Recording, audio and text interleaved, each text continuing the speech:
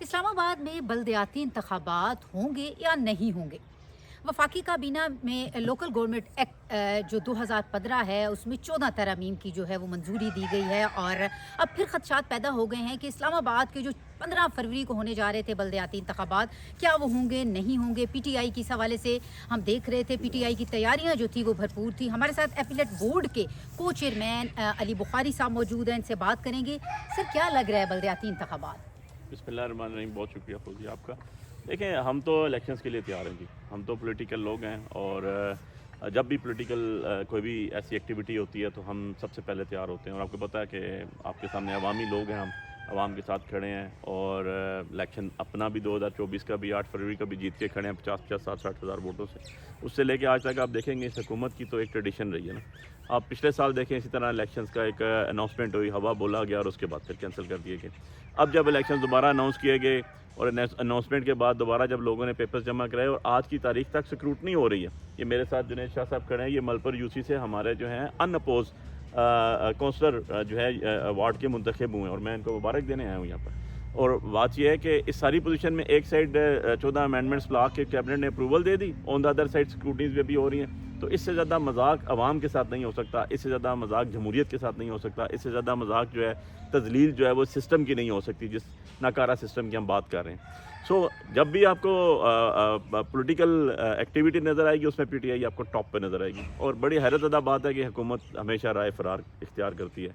2015 में इलेक्शन हुए, 2015 एक्ट के तहत, उसके बाद 20 में वो उनकी मुद्दत ख़त्म हुई, उससे लेके आज 25 आ चुकी है, 4 दफ़ा मुलतवी हो चुकी है। और एक दफ़ा तो ऐसा हुआ है कि इलेक्शन अनाउंस किए गए, सारी चीज़ें हो गई, उनको जो कैंडिडेट्स थे उनसे आपने 3-3 4-4 दफ़ा पैसे ले लिए, एक दफ़ा आपने उनको सिंबल्स अलाउ कर दिए, उसके बाद सब चीज़ें वाइंड अप हो गई, तकरीरें हो गई, कैंपेन ख़त्म हो गई। सुबह वोटर ने वोट डालने के लिए गए तो आगे पता चला कैंसिल हो गए और स्टाफ ही कोई नहीं है। लोग खड़े हुए हैं, कैंडिडेट खड़े हुए हैं, वोटर्स खड़े हैं। और इस्लामाबाद की तारीख में ये एक ऐसा अजूबा हुआ कि वहाँ पर सारे लोग मौजूद हैं लेकिन हमारा जो ईसीपी का सामान है, ईसीपी के election of commission of Pakistan का जो रिटर्निंग ऑफिसर्स हैं वो ही नहीं है। इस तरह के भी यहाँ पर इन्होंने ड्रामे किए हैं। बात यह है कि ये हमेशा जो है आवाम की वोट से भागना चाहते हैं, ये हमेशा चोर रास्ता ढूंढते हैं। ये जैसे 17 सीटों से वज़ीर-ए-आज़म बने हुए, इनका दिल करता है मेयर डिप्टी मेयर भी अवामी वोटों से ना हो। तो भाई अरबों रुपए किस लिए लगा रहे हो, अनाउंस क्यों कर रहे हो? ईसीपी आपका है, जुडिशरी सारी आपकी बैठी हुई है, खुद ही अनाउंस करते हो तो लोगों के साथ यार इस तरह मजाक करते हो, इस तरह तजलील करते हो। मैं वो शाह साहब को बात कह रहा था कि आप तो तायाद मेंबर आप मुंतखब हो गए हैं, क्योंकि आपका जो है आपके खिलाफ नॉमिनेशन पेपर्स ही किसी के नहीं और आप अकेले अल्हम्दुलिल्लाह यहाँ से पीटीआई के हमारे जो हैं वो आप इस मलपुर यूसी से पूरी एक वार्ड से आप मेंबर मुंतखब हुए और अब इलेक्शन अगर नहीं भी होंगे आप तो तायाद मेंबर हैं। अल्लाह ने आपको फतह भी दी और इज़्ज़त भी दी। आप इमरान खान साहब के सिपाही हैं, हमारे साथ चलते हैं। बात यह है कि ये सारा ड्रामा जो रचाया जा रहा है इसका कोई और मकसद नहीं है कि सिर्फ इलेक्शन डिले किया जाए, क्योंकि अब इनके पास ऑप्शन कोई नहीं है। इन्होंने यहाँ से आगे फिर ऑर्डिनेंस लेकर आ जाना है, फिर ऑर्डिनेंस की मुद्दत ख़त्म होनी है, फिर एक्ट के लिए चले जाना है। मतलब ये सारी की सारी फ्रूटाइल एक्सरसाइज है जिसका मकसद एक है सिर्फ लुबे लुबाब, अगर मैं इसका सारा बयान कर दूं, वो है इलेक्शन ना होने पाएंगी लोग। सर, ये जो कहा जा रहा है कि मेट्रोपॉलिटन कॉरपोरेशन इस्लामाबाद को ख़त्म करके टाउन कॉरपोरेशन को जो है वो कायम किया जाएगा और 3 की तजवीज़ है, तो सर इसका आप क्या समझते हैं, आवाम को क्या फ़ायदा होने वाला है? क्योंकि इस्लामाबाद का 12 लाख से ज़ायद जो वोटर्स हैं वो कितने सालों से जो है वो अपने बुनियादी कई ऐसे हकूक़ हैं जिनसे वो महरूम है, जिनको बल्दियाती इंतखाबात के बाद जो इक़्तिदार है वो निचली सतह पर मुंतकिल होना है और वो अपने इख्तियारात से महरूम हो। देखिए, बिल्कुल यही बात है। आपने अवाम की ताकत अवाम को तो दी कोई नहीं। अगर वो दी होती तो आज हम मैंने अंदर बैठे होते, असेंबलीज़ के अंदर, चोर बाहर बैठे होते। इसी तरह आपने कभी भी ये नहीं देना कि आप अवाम के नुमाइंदा जो हैं वो अवाम के रिप्रेजेंटेटिव जो हैं वो आगे हाउस में बैठे। अब टाउन हो या आपका एक्ट हो या कमीशन हो, इससे क्या फ़र्क पड़ता है? कान इधर से पकड़ें या इधर से पकड़ें, नाम तब्दील करने से क्या हो जाएगा, मुझे ये बता दें आप। अच्छा, आपकी पहले जो 2015 का एक्ट आया था उसमें आपके 3 डिप्टी मेयर से 1 मेयर था, उसमें आपकी जो है यूसीएस 50 के करीब थी, आपने 100 कर दी, फिर आपने 125 कर दी, फिर 100 कर दी, फिर 125 कर दी। मतलब ये क्या एक पिंग पोंग और बॉल की तरह आप फिरते टुरते जा रहे हैं। साथ दूसरी बात यह है कि बड़े अफसोस की बात यह है कि सारे चीज़ के पीछे ना हुकूमत और हुकूमत के ओहदेदारान मौजूद हैं। जैसे आपको कभी भी आपके ये डीसी साहब जो हैं, आपके चीफ कमिश्नर साहब जो हैं, वो چیئرمین سی ڈی اے ہو گئے, آپ کے جو ہیں یہ ایڈمنسٹریٹر جو بیٹھے ہوئے میئر کی جگہ پہ, سارے کے سارے تو بیوروکریٹ بیٹھے ہوئے ہیں. وہ کیوں چاہیں گے کہ جنید شاہ صاحب جیسا ایک ورکر جو ہے وہ میئر بن کے وہاں بیٹھے اور اپنے لوگوں کا کام کرے؟ ان کا تو کام یہ ہے کہ ان جیسے لوگوں کو فنا کر دیں, ان جیسے لوگوں کو اوپر آنے ہی نہ دیں, اور بلڈوزر لے کے جائیں, گھر ڈیمولش کر دیں لوگوں کے, اور لوگوں کو بے سر و سامان جو آسمان کے نیچے چھوڑ دیں. ایسے تو نہیں ہوتا نا. بیوروکریسی تو جواب دہ نہیں ہے, وہ تو اللہ کو بھی جواب دے, اور وہ بیوروکریسی تو بیسیکلی عوام کی خادم ہے. اس کو نوکر شاہی کہا گیا ہے, یہ تو افسر شاہی تو ہے ہی نہیں ہے. اب بات یہ ہے کہ آپ جب لوگوں کو اپنے رائٹس ان کے نمائندوں کو نہیں دیں گے تو پھر اسی طرح کے کام ہوں گے. سو آپ ایکٹ میں 14 امینڈمنٹس کر دیں, آپ اس کے اندر ٹاؤن کر دیں میونسپل کارپوریشن کی جگہ, اس سے کیا فرق پڑے گا فوزیہ بی بی؟ مجھے یہ بتا دیں ذرا. کوئی فرق نہیں پڑے گا, ٹھیک ہے نا. آپ اس کے طریقہ کار بدلا دیں گے, اس سے فرق یہ ہوگا کہ آپ کے الیکشن پھر سال 2 سال کے لیے آگے چلے گئے. سو کٹ ان شارٹ یہ ہے, جہاں سے میں نے سٹارٹ کیا تھا, کہ آپ کو یہ جمہوری نظام چاہیے ہی نہیں, یہ جو سو کالڈ گورنمنٹ بیٹھی ہوئی ہے, کیونکہ ان کو پتہ ہے 17 سیٹوں سے جیت کے ہم وزیر اعظم اگر بن سکتے ہیں تو ہمارے ہوئے بھی ہوں گے. ان کے ایم این ایز جو so called MNAs ہمارے مقابلے میں جن کو انہوں نے جتایا چوتھے نمبر سے, وہ اس ڈیورنگ کمپین ابھی یو سی کے لیول پہ جا کے کہتے تھے کھڑے ہو جاؤ, میں جیت گیا ہوں تو تم سارے بھی جیت جاؤ گے, کھڑے تو ہو جاؤ. یہ ان کے الفاظ تھے.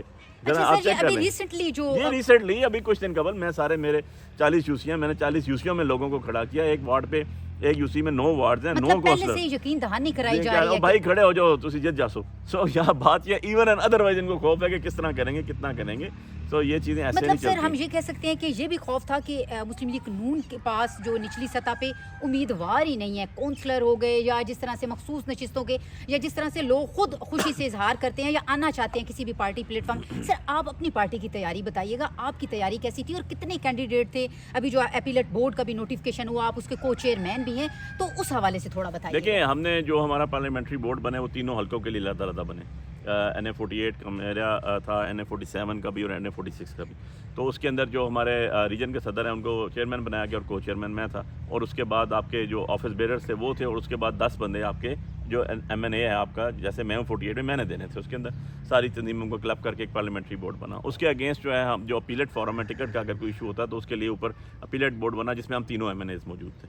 اب ہم نے تو اپنی تیاری پوری کر لی. 1125 امیدوار تھے ہمارے تینوں حلقوں سے, اور 1125 امیدواروں میں سے ہمارے بہت سے امیدوار بلا مقابلہ منتخب ہو گئے, جیسے جنید شاہ صاحب بلا مقابلہ منتخب ہوں گے. اور اسی طرح جناب ہمارے جو 125 یونین کونسلز تھی ساری, 125 کے اندر سے جیسے میرے حلقے میں 40 تھیں, 47 میں بھی اسی طرح 40-42 تھیں, اور 43-44 میرا خیال ہے 46 میں, اور 47 میں مکس اینڈ میچ تھی.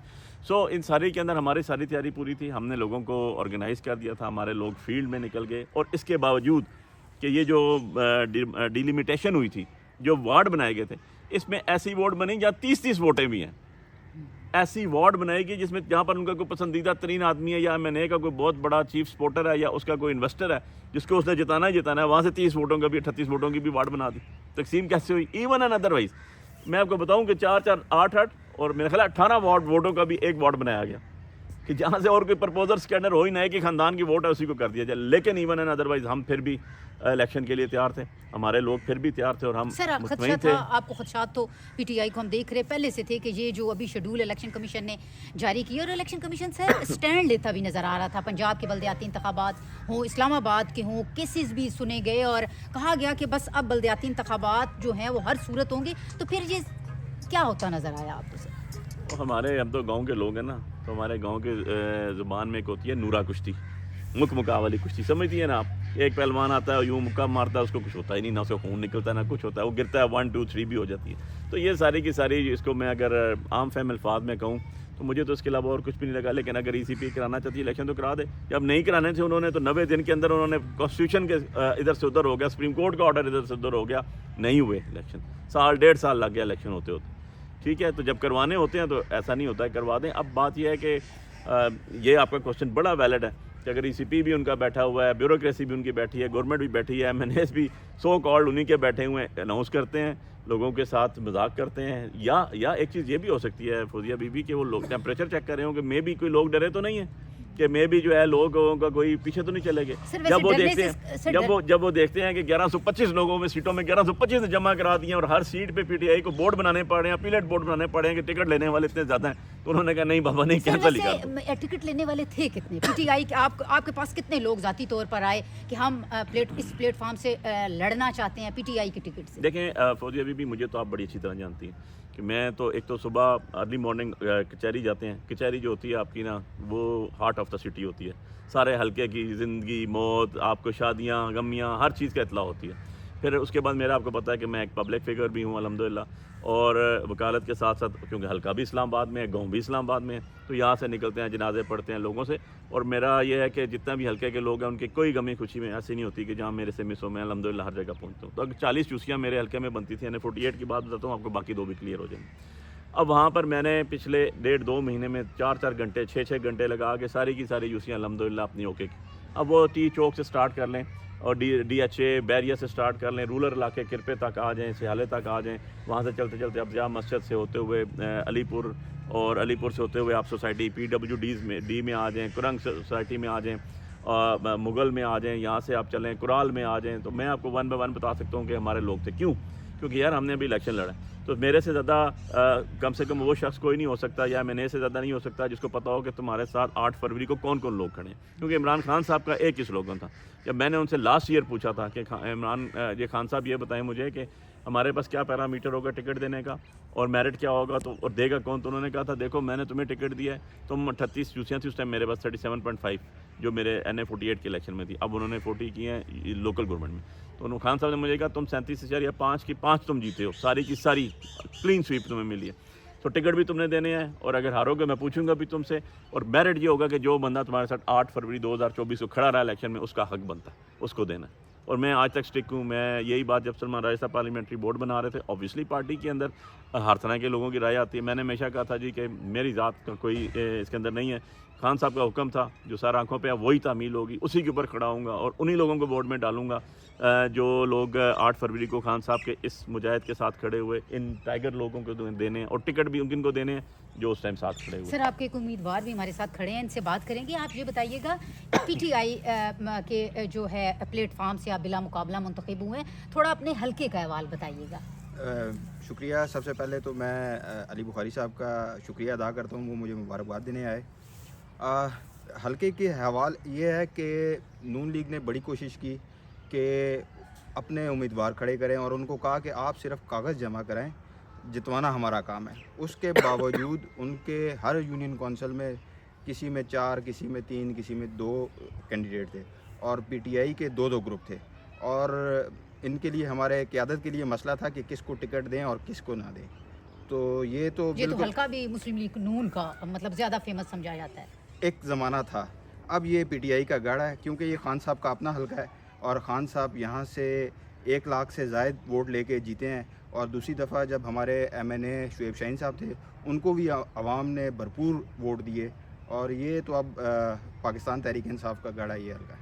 اچھا سر یہ بتائیے گا, آپ قانونی معاملات بھی جو ہیں PTI کے دیکھ رہے ہیں بڑی سنجیدگی کے ساتھ. سر اب ایک نیشنل ڈائلاگ کی بات ہو رہی ہے, قومی کانفرنس تو تحریک تحفظ آئین پاکستان کے پلیٹ فارم سے ہوئی اور تمام مکتبہ فکر کے لوگ اس میں شامل تھے. اب جو نیشنل ڈائلاگ میں سر لوگ ہیں وہ لوگ سامنے آ رہے ہیں جو کبھی PTI کا حصہ تھے, اور پھر پریس کانفرنس کر کے انہوں نے PTI کو خیر آباد کہہ دیا.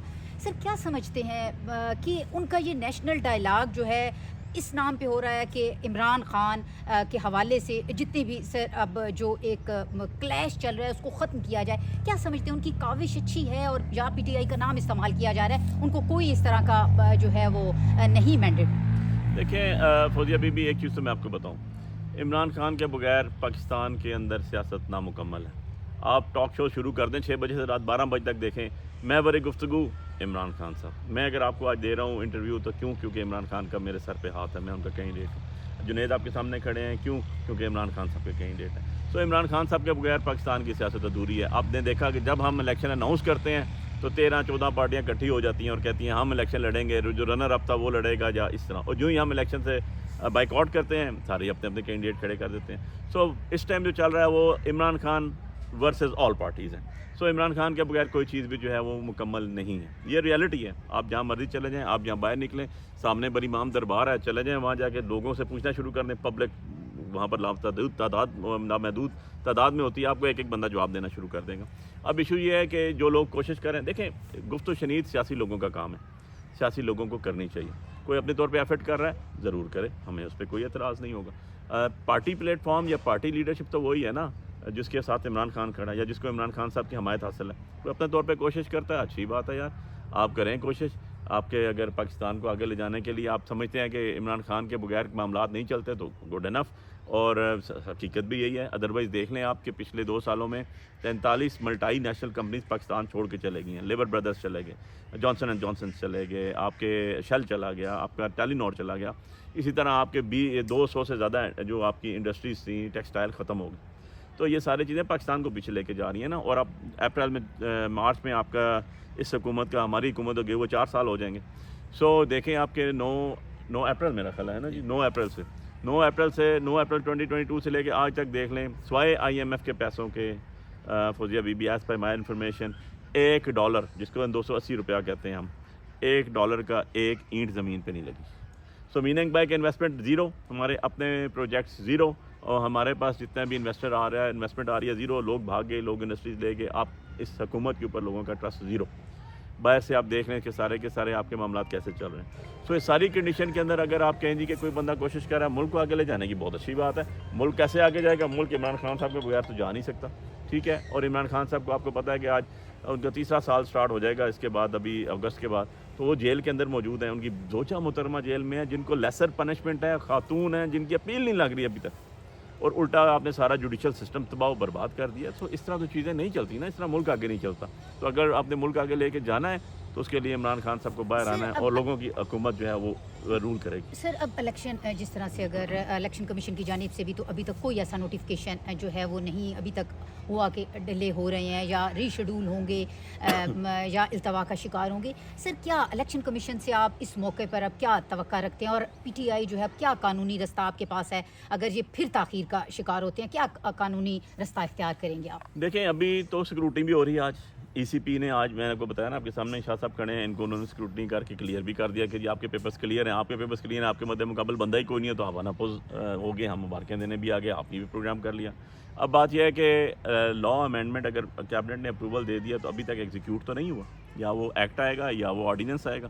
جب آرڈیننس آئے گا تو اوبیسلی پچھلا، یہ لیگل بات آپ کو کہہ رہا ہوں، پچھلا جو لا ہے وہ اوور رول ہو جائے گا. جب اوور رول ہو جائے گا تو اس کے تحت الیکشن نہیں ہو سکتی.